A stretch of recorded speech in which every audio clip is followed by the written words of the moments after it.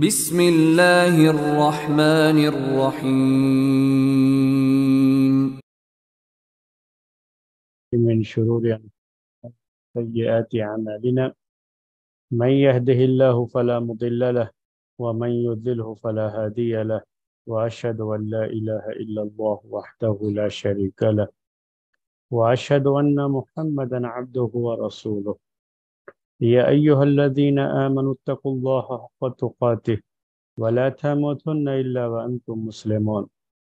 يا أيها الناس اتقوا ربكم الذي خلقكم من نفس واحدة وخلق منها زوجها وبث منهما رجالا كثيرا ونساء واتقوا الله الذي تساءلون به والأرحام إن الله كان عليكم رقيبا يا أيها الذين آمنوا اتقوا الله وقولوا قولا سديدا يصلح لكم أعمالكم ويغفر لكم ذنوبكم ومن يطع الله ورسوله فقد فاز فوزا عظيما أما بعد فإن خير الحديث كتاب الله وخير الهدي هدي محمد صلى الله عليه وسلم وشر الأمور محدثاتها وكل محدثة بدعة وكل بدعة ضلالة وكل ضلالة في النار. محترم بھائیو،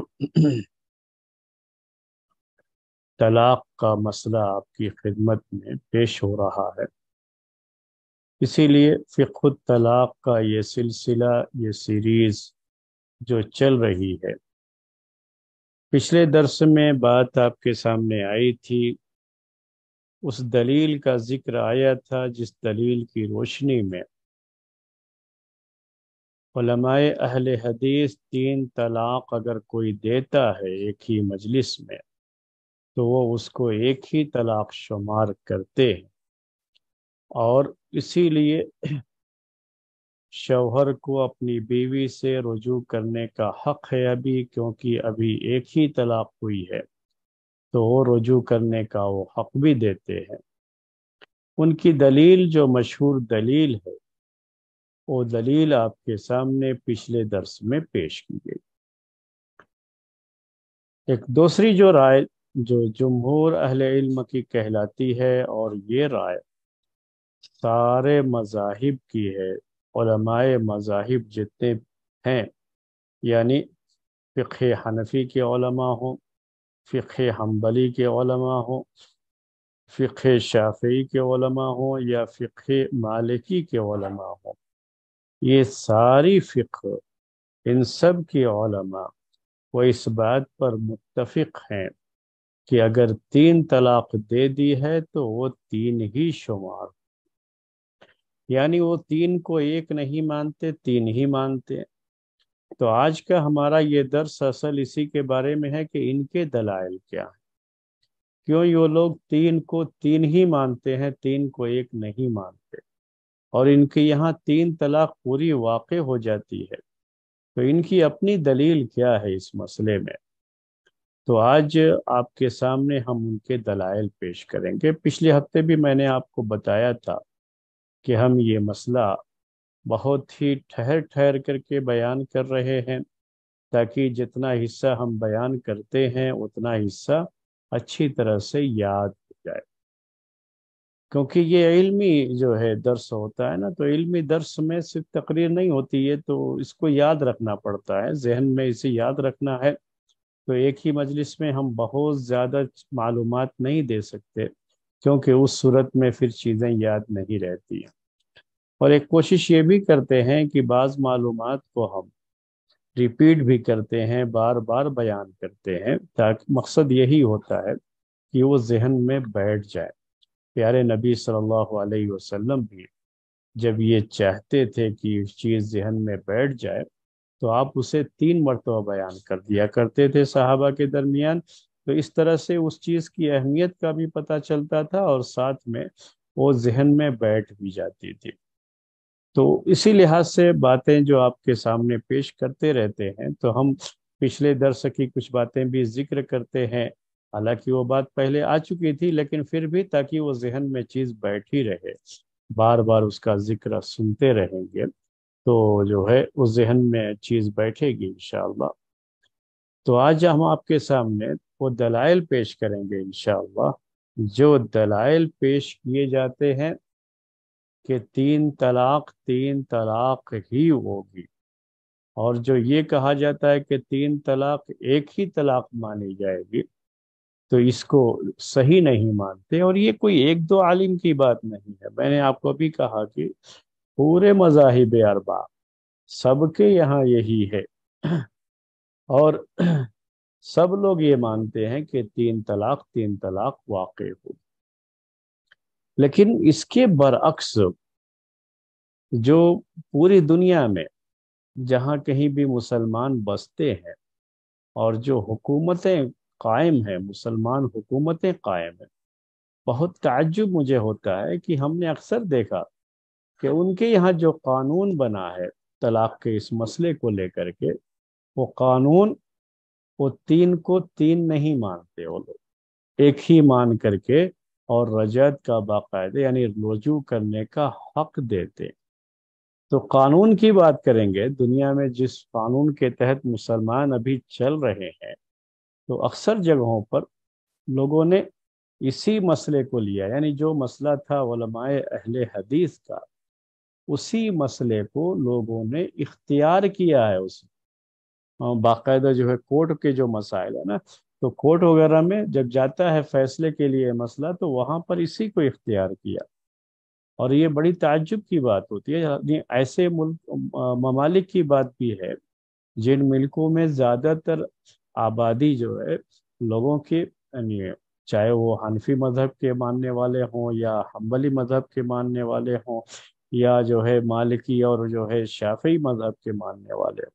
آپ یہ تو جانتے ہیں کہ چونکہ ان کے ہر ایک کی فقہ میں یہ بات ہے کہ تین طلاق تین ہی شمار ہوگی۔ اس کے باوجود بھی بہت سے ممالک میں یہ جو ہے قانون ہے کہ وہ تین کو ایک مانتے ہیں، یعنی اگر کوئی پہلے تو تین طلاق نہیں دینا چاہیے، لیکن اگر کسی نے دیکھ بھی دیا ہے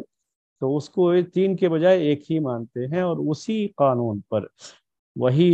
جو ہے چیز جو علماء اہل حدیث کا کہنا ہے اس کے مطابق وہ فیصلے کرتے ہیں۔ تو یہ دنیا کے بعض ملکوں کی بات میں نے آپ کے سامنے ذکر کی، جہاں باقاعدہ جو ہے فیصلے کے لحاظ سے وہ اسی کو مانتے ہیں۔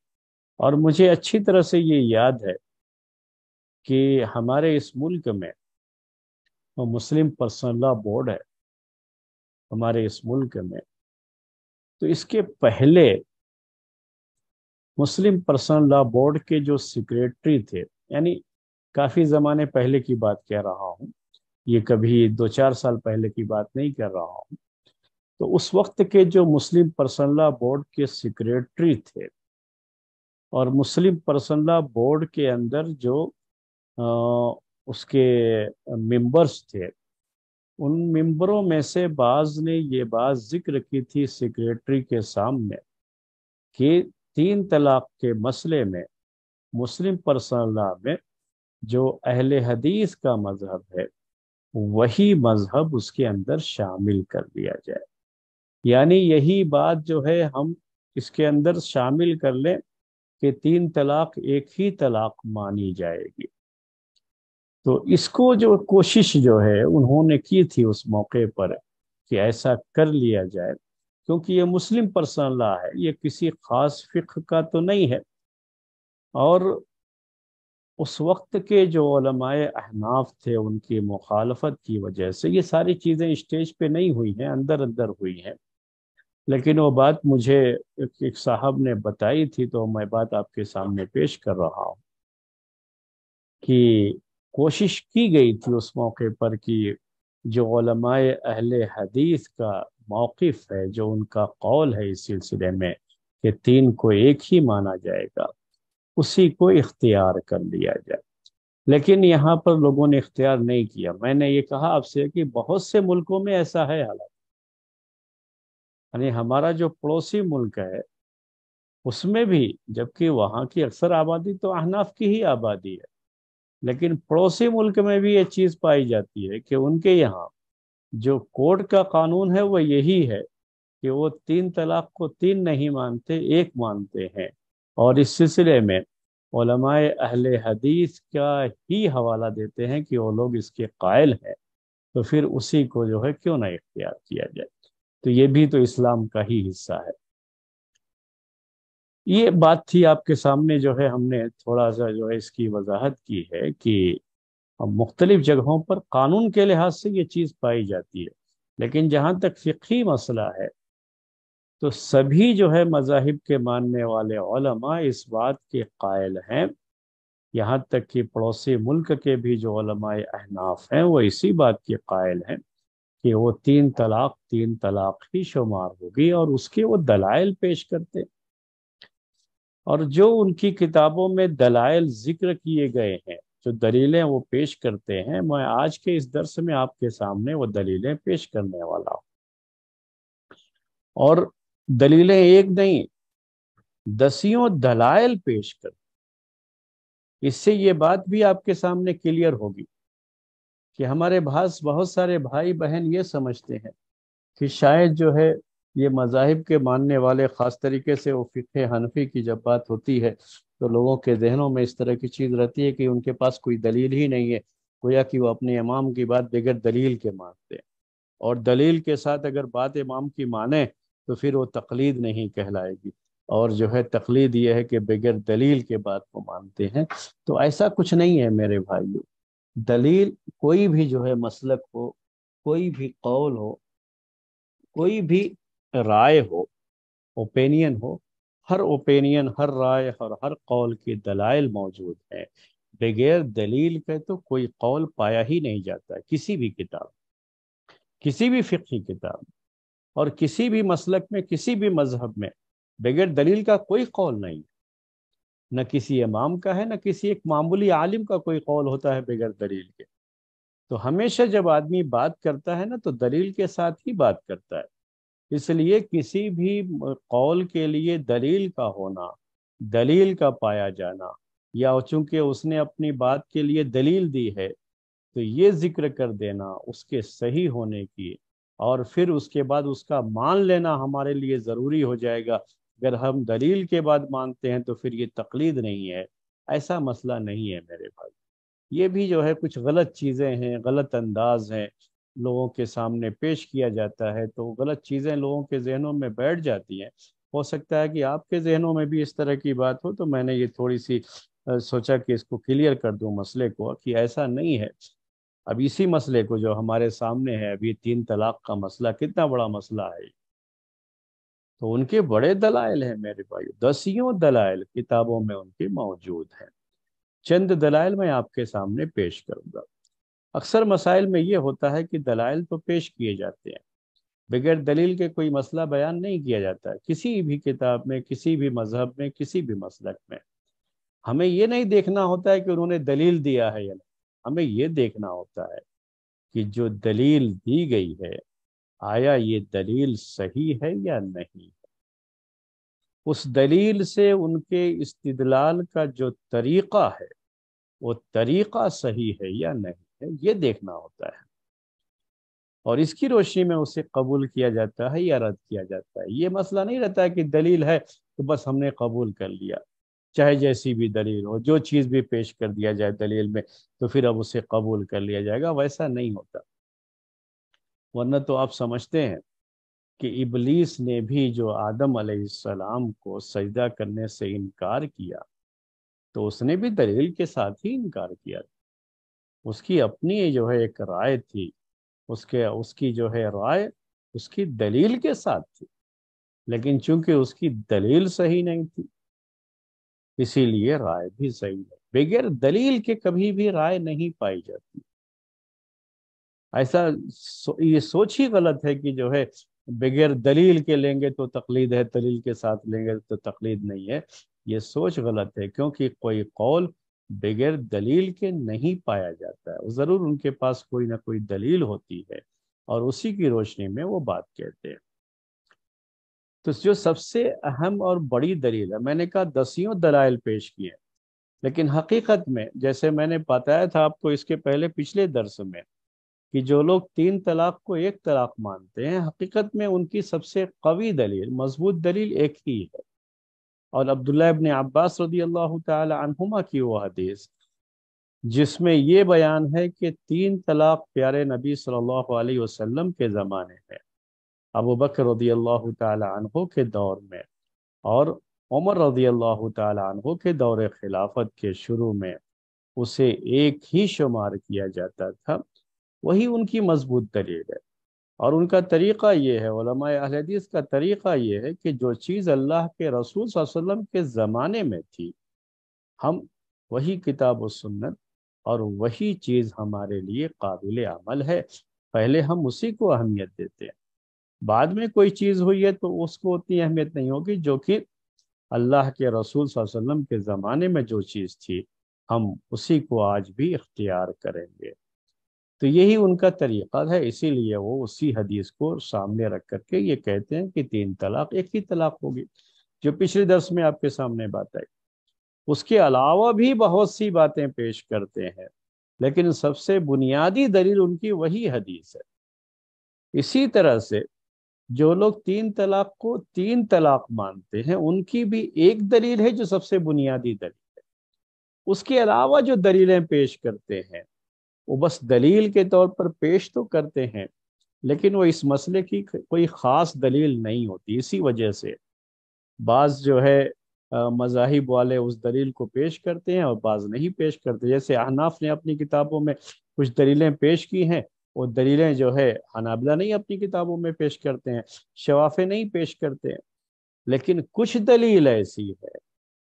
چند دلیلیں ایسی ہیں جو سب پیش کرتے ہیں، یعنی سب کی یہاں کتابوں میں وہ پائی جاتی ہے، چاہے وہ فقہ حنفی ہو، فقہ شافعی ہو، فقہ مالکی ہو، فقہ حنبلی ہو، سب کے یہاں جو دلیل جن کی کتابوں میں 3 طلاق کو 3 مانیں گے پائی جاتی ہے، وہ یہی دلیل ہے کہ عمر رضی اللہ تعالی عنہ نے اپنے دور خلافت میں جو فیصلہ کیا اور نافذ کیا کہ 3 طلاق 3 طلاق ہوگی، وہی ان کی سب سے مضبوط دلیل ہے، جو سارے مذاہب میں ان کی کتابوں میں یہ دلیل موجود ہے۔ بقیہ جو دلیلیں ہوتی ہیں بعض لوگ ذکر کرتے ہیں اپنے یہاں، بعض لوگ نہیں ذکر کرتے، ابھی میں نے آپ کے سامنے بات ذکر کی، لیکن سب سے مضبوط دلیل ان کی وہی ہے، کیونکہ ان کا کہنا یہ ہے کہ عمر رضی اللہ تعالیٰ عنہ نے جب اسے اختیار کیا تو سارے صحابہ نے اسے تسلیم کیا۔ اور یہ جملہ آپ بہت سنتے رہتے ہیں، یہ سبھی لوگ کہتے ہیں، لیکن چونکہ ہم لوگ یہاں ہندوستان میں رہتے ہیں تو ہمارے ساتھ جو لوگ ہیں وہ علماء احناف ہوتے ہیں، تو احناف کی زبانوں سے آپ یہ بہت سنیں گے یہ سینٹنس کہ اس پر صحابہ کا اجماع ہے۔ عمر رضی اللہ تعالی عنہ نے جب یہ فیصلہ سنایا تو سارے صحابہ نے اسے تسلیم کیا، اور اس طرح سے صحابہ کا اس مسئلے پر اجماع ہو گیا، اور اسی وجہ سے یہی ان کی مضبوط دلیل ہوتی ہے۔ یہی بات اور سب لوگ سارے مذاہب والے اسی بات کو پیش کرتے ہیں، اور یہی چیز ان کی سب سے جو ہے قوی دلیل، اسی لیے سارے مذاہب میں یہی بات پائی جاتی ہے کہ 3 طلاق کو 3 ہی شمار کریں گے۔ تو اصل یہاں مسئلہ اس منہج کا ہے جو منہج علماء اہل حدیث کا ہے، اور جو منہج دوسروں کا ہے۔ علماء اہل حدیث کا منہج یہ ہے کہ اگر اللہ کے رسول صلی اللہ علیہ وسلم سے کوئی چیز ثابت ہے تو اگر صحابہ سے بعد میں کوئی چیز آتی ہے تو ہم اللہ کے رسول صلی اللہ علیہ وسلم سے جو چیز ثابت ہے اس کو لیں گے۔ اگر صحابہ کا یا کسی صحابی یا بہت سے صحابہ بھی، بڑی تعداد بھی ہو، تو تعداد کی طرف کبھی نہیں جاتے علماء اہل حدیث، وہ ہمیشہ اس بات کو اہمیت دیتے ہیں کہ جو چیز اللہ کے رسول صلی اللہ علیہ وسلم سے ثابت ہے وہ ہمارے لیے سب سے پہلے ہے۔ صحابہ کی باتیں بعد میں آتی ہے نا، پہلے تو اللہ کے رسول صلی اللہ علیہ وسلم ہے، یہ ان کا منہج ہے،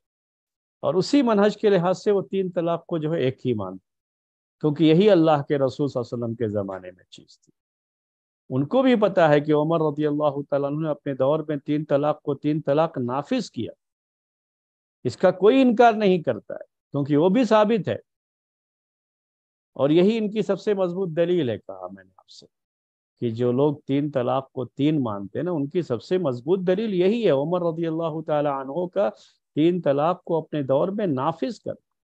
اور صحابہ کرام کا اس پر خاموشی اختیار کرنا، اور اس کو یہ وہ جو ہے اجماع کے طور پر پیش کرتے ہیں۔ اور ان کی زبانوں سے آپ بار بار یہ جملہ سنیں گے اردو میں، ہم جو چونکہ یہاں پہ رہتے ہیں تو یہاں کے جو علماء احناف ہے بار بار کہتے رہتے ہیں علماء اہل حدیث کے بارے میں کہ یہ صحابہ کا احترام نہیں کرتے، صحابہ کے اجماع کو نہیں مانتے۔ اسی وجہ سے تو یہی مسئلہ ہوتا ہے، اسی جو ہے یہی چند مسائل جس کو سامنے رکھ کر کے وہ یہ باتیں کہا کرتے ہیں۔ تو وہ تو بالکل کلیئر ہیں علماء اہل حدیث اس مسئلے میں کہ ہمارے نزدیک سب سے پہلے اللہ کے رسول صلی اللہ علیہ وسلم، اللہ کی کتاب ہے، اللہ کے رسول صلی اللہ علیہ وسلم کی سنت ہے، آپ کا طریقہ ہے، آپ کی احادیث ہیں، یہ پہلے۔ صحابہ کی بات بعد میں آئے گی، ان کے پہلے کیسے ان کو آپ مقدم کیسے کر دیں گے اللہ کے رسول صلی اللہ علیہ وسلم؟ تو یہی چیز جو ہے یہ اصل منہج کا فرق ہے یہ۔ تو ان مذاہب، اصحاب مذاہب کے یہاں یہ چیز ہے، اور اسی لیے یہ لوگ، ان کی سب سے قوی دلیل یہی ہوتی ہے کہ عمر رضی اللہ تعالی عنہ نے اسے اپنے دور میں نافذ کیا اور سارے صحابہ نے اسے تسلیم کیا، تو یہ صحابہ کا اجماع ہوا۔ اور بعض لوگ تو یہ کہتے ہیں کہ سبھی صحابہ، اور بعض لوگ کہتے ہیں اکثر صحابہ، تو جو بھی ہے، تو صحابہ نے جب اس پر پورے طریقے سے اسے تسلیم کر لیا تو اب یہی قانون ہے، اسلامی قانون، اور اسی لیے 3 طلاق کو 3 ہی مانا جائے گا۔ اور کہتے ہیں یہ اجماع صحابہ ہے، جبکہ علماء اہل حدیث کہتے ہیں کہ اللہ کے رسول صلی اللہ علیہ وسلم کی حدیث کے خلاف، صریح حدیث کے خلاف کبھی بھی اجماع ہو ہی نہیں سکتا۔ تو یہ پہلے ان کی سب سے مشہور دلیل اور سب سے اہم دلیل یہی ہے۔ اس کے علاوہ میں نے آپ سے کہا 10 دلائل پیش کرتے ہیں، اب ان میں سے بعض دلائل آپ کے سامنے پیش کرتا ہوں۔ ایک حدیث ہے جو ہے فاطمہ بنت قیس کے تعلق سے۔ فاطمہ بنت قیس کے شوہر نے انہیں 3 طلاقیں دی، اور اس کے بعد ان کے لیے نفقہ اور سکنا ہے یا نہیں، یہ بھی تھوڑے اصطلاحی الفاظ ہیں، طلاق کے بعد یہ سب مسائل بھی آئیں گے انشاءاللہ، کہ عدت کے جو دن ہوتے ہیں عورت کے طلاق کے بعد، اس عدت کے دن میں کیا شوہر کے اوپر یہ ذمہ داری ہے کہ اپنی بیوی کے رہنے اور کھانے پینے کا، جس کو عربی میں جو اردو میں ہم نان نفقہ کہتے ہیں، عربی میں اسے النفقۃ والسکن کہا جاتا ہے، تو کیا یہ شوہر کی ذمہ داری ہے یا نہیں؟ تو اگر 3 طلاق واقع ہو جائے تو 3 طلاق کے بعد اب یہ شوہر کی ذمہ داری نہیں ہے کہ وہ اس عورت کو نان نفقہ دے، یعنی اس کی ذمہ داری کو قبول کرے، اس کی عدت کے دنوں کا خرچہ اس کے لیے دینا، یہ جو ہے اس کی ذمہ داری میں نہیں آتا ہے۔ حالانکہ اس میں بھی اختلاف ہے، وہ اختلاف انشاءاللہ جب وہ آئے گی جگہ تو وہاں پیش کریں گے۔ تو فاطمہ بنت قیس کی حدیث میں اصل میں یہی بات ہے کہ ان کے لیے رہنے اور کھانے کی ذمہ داری شوہر کو پر نہیں دی گئی، ان کے لیے نان نفقہ کے لیے بات نہیں کہی گئی۔ اسی حدیث میں یہ بات جو ہے ذکر ہوتی ہے، نان نفقے کے تعلق سے وہ حدیث ہے کہ 3 طلاق ہونے کے بعد جب رجوع کا حق نہیں رہتا ہے شوہر کو، تو کیا اس کے بعد اس کے اوپر عورت کی عدت کے دنوں کے خرچے کی ذمہ داری شوہر کے اوپر ہے یا نہیں؟ تو فاطمہ بنت قیس کی یہ حدیث اس بارے میں دلیل کے طور پر پیش کی جاتی ہے کہ شوہر کے اوپر اس عورت کا جس کو 3 طلاق ہو چکی ہے، اس کے خرچے کی ذمہ داری شوہر کی نہیں ہے، عدت کے دنوں میں خرچے کی ذمہ داری شوہر کی نہیں ہے۔ اور اس میں بھی اختلاف ہے، جو بعد میں جو ہے عدت کے جب مسائل آئیں گے تو اس وقت آپ کے سامنے پیش کریں گے۔ تو اس میں وہی 3 طلاق کا ذکر ہے۔ یہ اپنی جگہ پر صحیح ہے کہ ان کے شوہر نے ان کو تیسری طلاق دی تھی،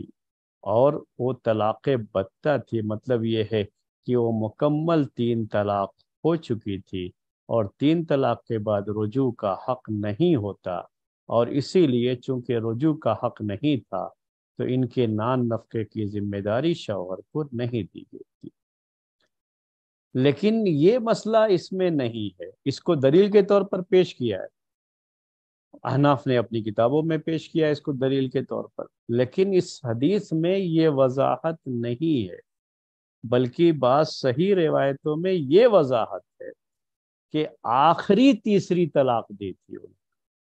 یعنی اس میں اس حدیث سے یہ کہیں نہیں ثابت ہوتا کہ یہ 3 طلاقیں ایک وقت میں دی تھی،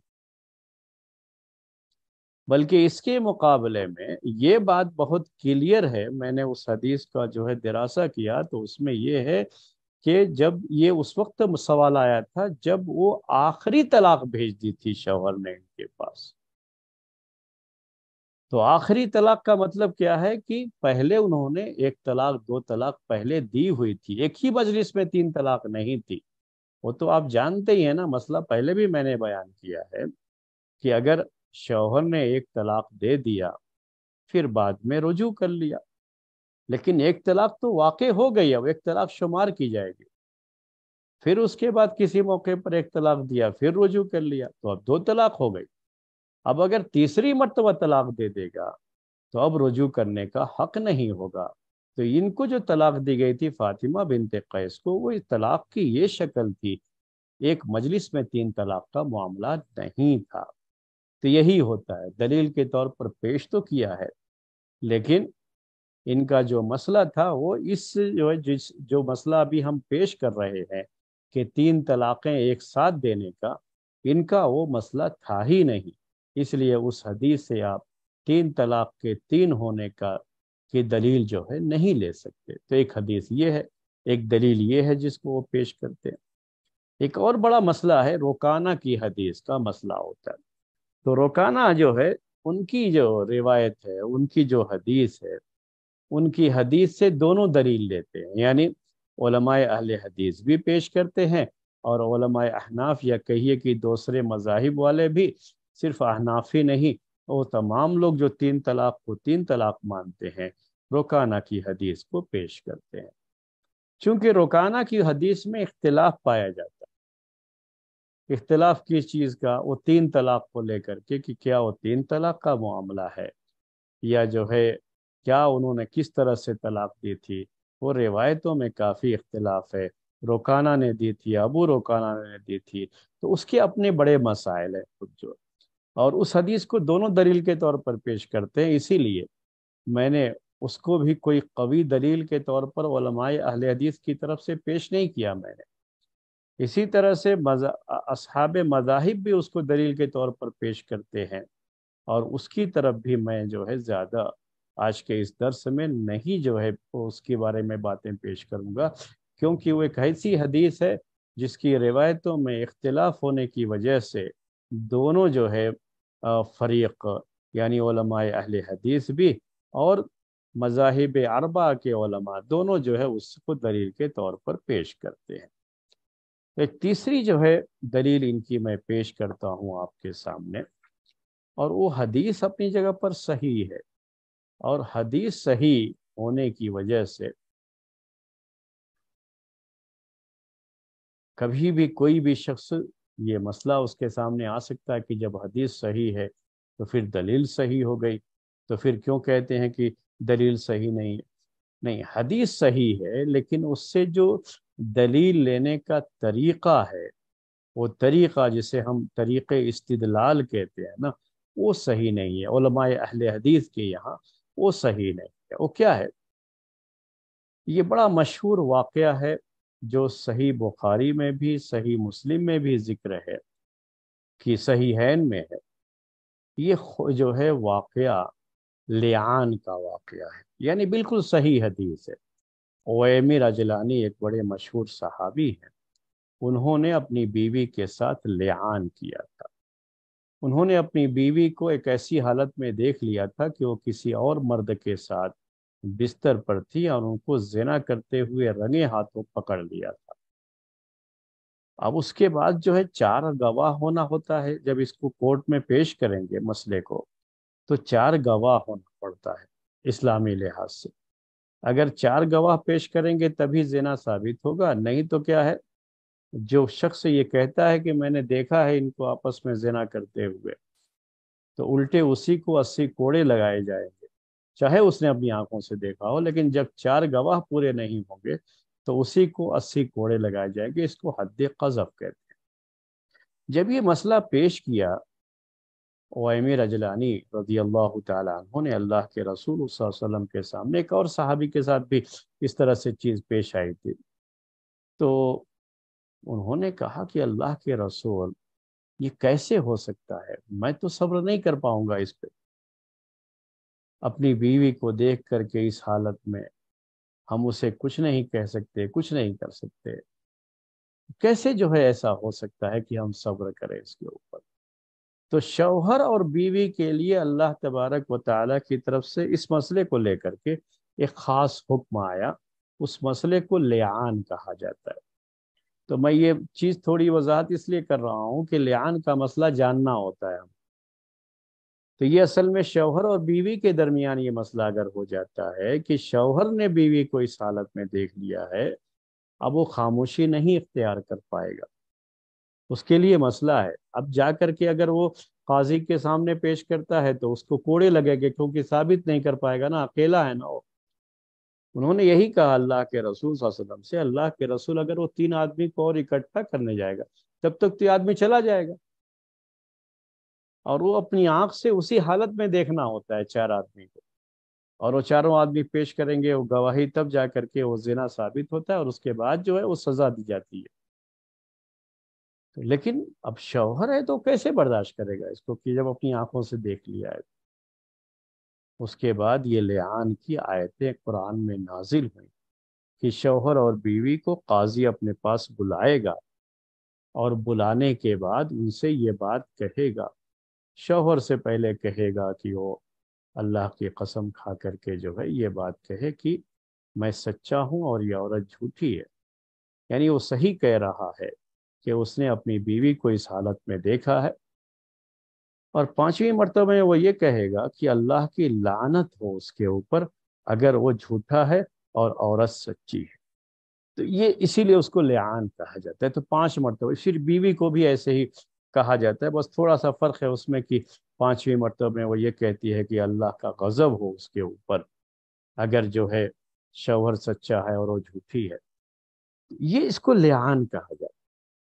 تو اویمر اجلانی رضی اللہ تعالی عنہ کی بیوی کا یہ معاملہ ہو گیا تھا کہ انہوں نے اپنی بیوی کو دیکھ لیا تھا اس حالت۔ اللہ کے رسول صلی اللہ علیہ وسلم کے پاس آئے تو آپ نے لعان کرایا۔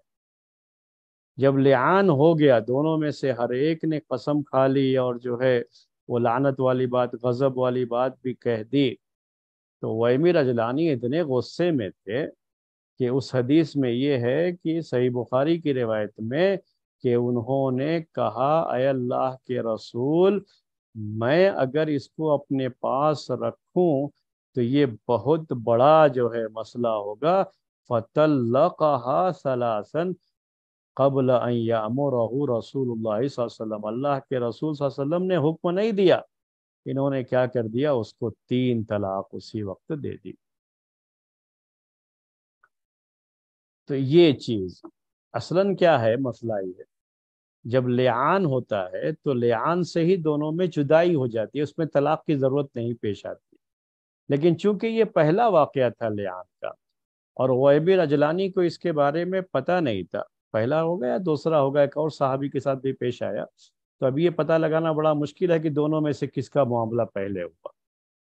تو بہرحال اتنا تو ہے، کلیئر ہے کہ غیبر اجلانی کو اس کے بارے میں پتہ نہیں تھا رضی اللہ تعالی عنہ کہ یہ جو لعان ہوتا ہے اسی سے جدائی ہو جاتی ہے، اس میں طلاق کی ضرورت نہیں پیش آتی ہے۔ لیکن انہوں نے جو ہے سمجھا کہ شاید جو ہے ابھی طلاق نہیں، تو وہ جو ہے اسی وقت انہوں نے 3 طلاق دے دی اس کو۔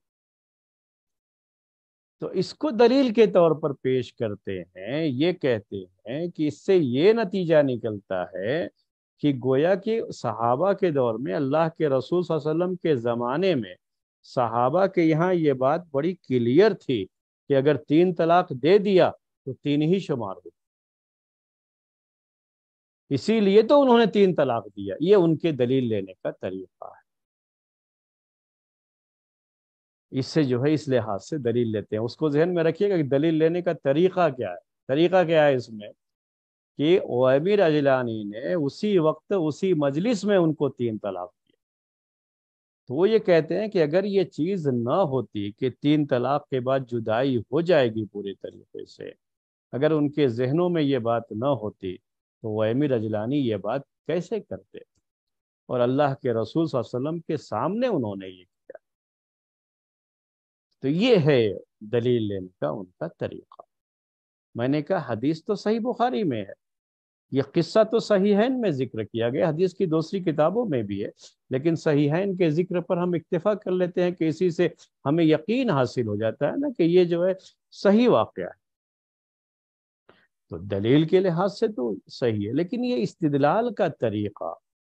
علماء اہل حدیث کا منہج اس سلسلے میں کیا ہے وہ میں آپ کے سامنے کلیئر کر دوں کہ وہ یہ ہے ان کے یہاں، اور یہ اصول ہے، یہ اصولی بات ہے یہ،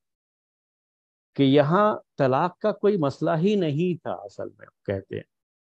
یہ تو اللہ کے رسول صلی اللہ علیہ وسلم نے اس لیے ان سے کہا بھی نہیں تھا، اس کی طلاق کی ان کو ضرورت بھی نہیں تھی، لیکن انہوں نے کیا کیا، طلاق دے دیا۔ اب یہ جو ہے مسئلہ کہ اللہ کے رسول صلی اللہ علیہ وسلم نے ان سے کیوں نہیں کہا کہ آپ نے 3 طلاق کیوں دیا، یہ کیا ہے ایسا ہے، وہ چیزیں کیا ہے اس میں کچھ بھی ذکر نہیں کی گئی ہیں حدیث میں۔ تو ایک حدیث جو کسی مسئلے میں بہت خاموش ہے، یعنی اس میں کوئی چیز جو ہے کلیئر نہیں کی گئی ہے، اور اس کے مقابلے میں دوسری حدیث ہے جس میں وہ چیز بالکل کلیئر ہے، تو اصول یہ ہے، ضابطہ یہ ہے کہ جو حدیث بالکل کلیئر ہے مسئلے کے اندر، اسی حدیث کو ترجیح دی جاتی ہے دلیل کے طور پر۔ اور یہی علماء اہل حدیث کا مذہب ہے، ان کا طریقہ ہے، ان کا منہج ہے۔ تو چونکہ وہ 3 طلاق کو ایک ہی طلاق شمار کرتے تھے اللہ کے رسول صلی اللہ علیہ وسلم کے زمانے میں، عبداللہ ابن عباس رضی اللہ تعالی عنہما کی وہ حدیث بہت کلیئر ہے، اسی لیے وہ جو ہے مسئلے کے لیے اصل وہی دلیل ہے۔ اور اویمر اجلانی کے واقع والی بات یہ، چونکہ اس مسئلے کی وہ جو ہے اس مسئلے کے لیے نہیں اسے پیش کیا گیا ہے، بلکہ لعان کے واقعے میں اللہ کے رسول صلی اللہ علیہ وسلم کے حکم کے بغیر انہوں نے اپنی طرف سے یہ 3 طلاقیں جو دے دی تھیں، اس موقع پر اللہ کے رسول صلی اللہ علیہ وسلم نے انکار کیا نہیں کیا، وہ حدیث اس سلسلے میں خاموش ہے، اور اس کے مقابلے میں دوسری حدیث بالکل صریح ہے۔ تو جو حدیث صریح ہوتی ہے، کلیئر ہوتی ہے، واضح ہوتی ہے، اسی حدیث کو اور اسی مسئلے کو جو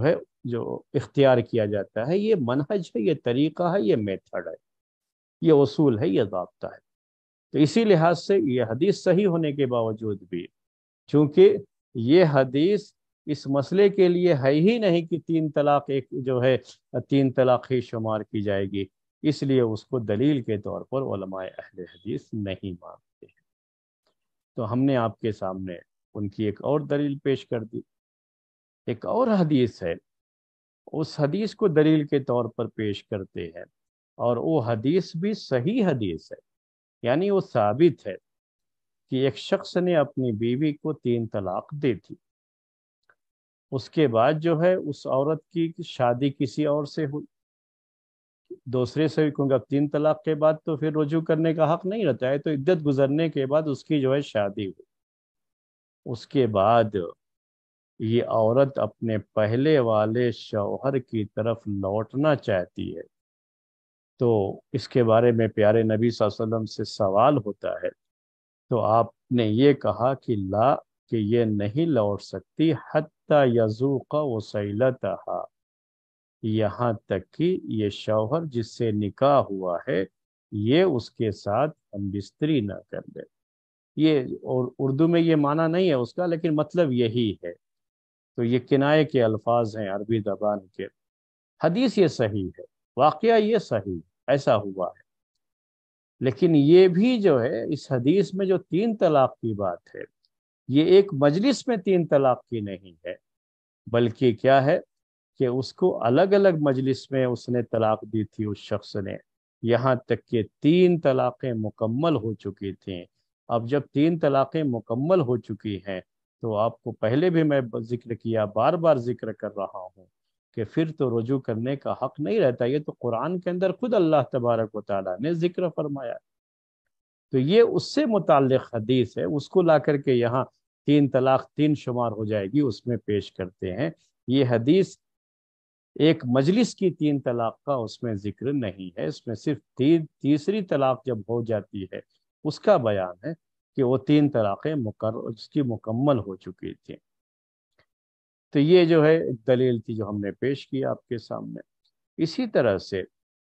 ایک اور حدیث عبادہ بن صامت رضی اللہ تعالی عنہ کی پیش کرتے ہیں. وہ کہتے ہیں کہ ان کے گھر گھرانے میں سے کسی نے جو ہے اپنی بیوی کو 1 لاکھ طلاق دے دیا تھا. 1 2 3 نہیں، کتنی؟ 1 لاکھ. 1 لاکھ نہیں، 1,000. 1,000 طلاق دے دیا تھا. اس کے بعد جو ہے یہ بات اللہ کے رسول صلی اللہ علیہ وسلم کے سامنے پیش کی گئی، اور آ کر کے جو ہے یہ بات پیش کیا لوگوں نے کہ انہوں نے تو 1,000 طلاق دے دیا، تو اب کیا ہے شکل نکلنے کی اس سے؟ تو اللہ کے رسول صلی اللہ علیہ وسلم کہتے ہیں کہ ان سے کہ تمہارے اس رشتہ دار نے تو اللہ تعالیٰ کا تقوی اختیار نہیں کیا، تو ان کے لیے راستہ کہاں سے نکلے گا؟ یعنی قرآن کی اس آیت کی طرف اشارہ ہے کہ وَمَن يَتَّقِ اللَّهَ يَجْعَل لَّهُ مَخْرَجًا، کہ جو اللہ کا تقوی اختیار کرے تو اللہ اس کے لیے راستہ بنا دیتا ہے. تو تمہارے باپ نے تو اللہ کا تقوی اختیار نہیں کیا، تو کہاں سے جو ہے تم کو جو ہے اس کے لیے راستہ کوئی نکلے گا؟ اس کے بعد کہا کہ 3 طلاق جو ہو گئی اسی سے جو ہے وہ عورت اس سے جدا ہو گئی، اور بقیہ جو ہے 997 یعنی 997 جو ہے 1,000 میں سے 3 نہ بچے گی، تو کہا کہ یہ اس نے گناہ کا کام کیا ہے، اور کل قیامت کے دن یعنی یہ اس کی گردن پر گناہ جو ہے رہے گا. یہ یعنی وہ اس طرح سے طلاق کیوں دیا؟ گویا کہ اس کو اس کا گناہ ہوگا.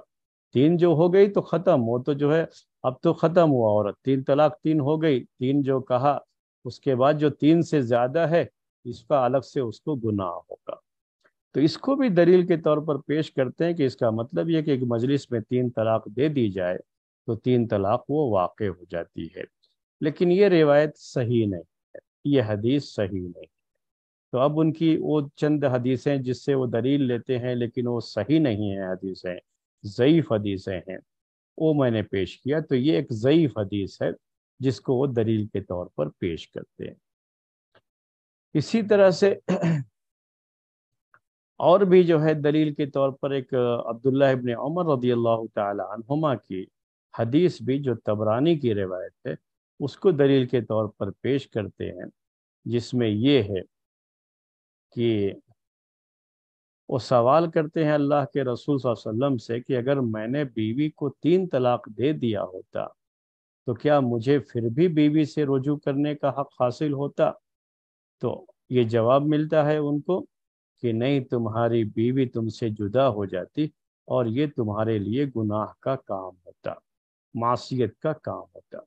تو یہ روایت بھی جو ہے دلیل کے طور پر پیش کی جاتی ہے کہ اس سے بھی یہ پتہ چلتا ہے کہ 3 طلاق اللہ کے رسول صلی اللہ علیہ وسلم کے زمانے میں بھی 3 طلاق شمار ہوتی تھی، اور یہی ہمارا مذہب ہے. لوگ اس کو پیش کیا کرتے ہیں اس کو دلیل کے طور پر، لیکن یہ روایت بھی ثابت نہیں ہے، یہ روایت ثابت نہیں ہے. تو اس طرح کی جو حدیثیں ہیں وہ جو ہے ضعیف حدیثیں.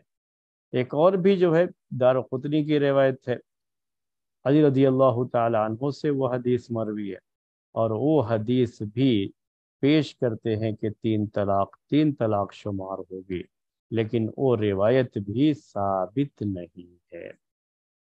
تو جو بھی اس طرح کی روایتیں میں نے چند دلائل آپ کے سامنے پیش کر دیے، اور یہ دلائل جو ہے